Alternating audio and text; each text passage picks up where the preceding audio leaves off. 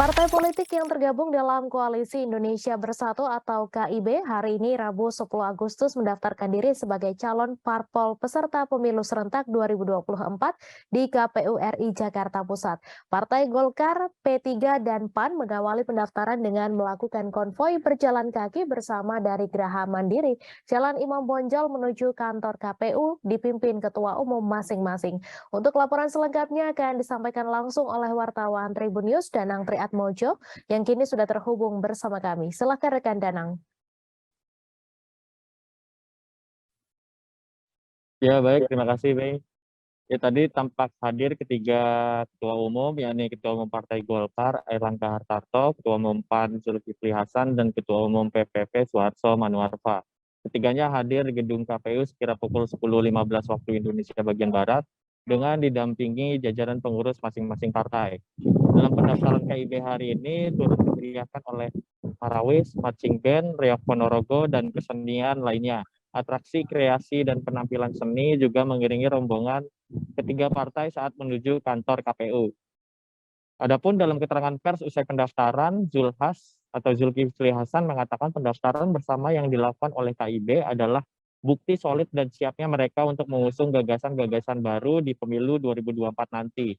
Sementara itu, Airlangga Hartarto menyampaikan KIB sengaja mendaftar pada hari ini lantaran perhelatan pemilu kerap digelar pada hari Rabu. Diketahui juga hari pencoblosan pemilu serentak 2024 akan digelar pada Rabu tanggal 14 Februari 2024. Airlangga menyebut pendaftaran bersama tiga partai KIB tak hanya membuktikan bahwa KIB solid, tapi sekaligus mengungkapkan bahwa harapan publik terkait semangat persatuan yang terus dikedepankan oleh KIB. Adapun agenda KIB berikutnya diterangkan Airlangga akan digelar di Surabaya, Jawa Timur pada 14 Agustus 2022 mendatang.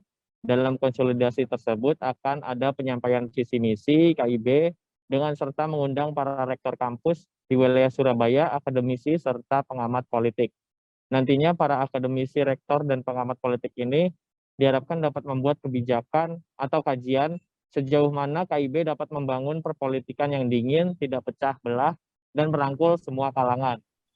Soal penentuan nama calon presiden dan calon wakil presiden dari KIB, nantinya juga akan diputuskan pada agenda paling akhir rangkaian kegiatan konsolidasi. Demikian, Mei.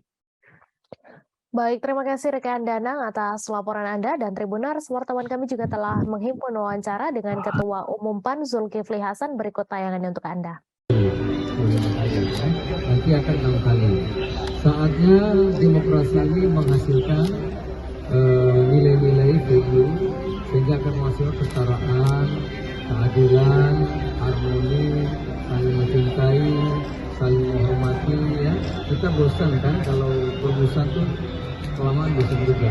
Nah, itu prasyarat kalau kita kata Pak Airlangga nanti 2035 ini menjadi negara maju, tidak terperangkap kepada leader incumbent. Jangan lupa subscribe, share, komen, dan like ya.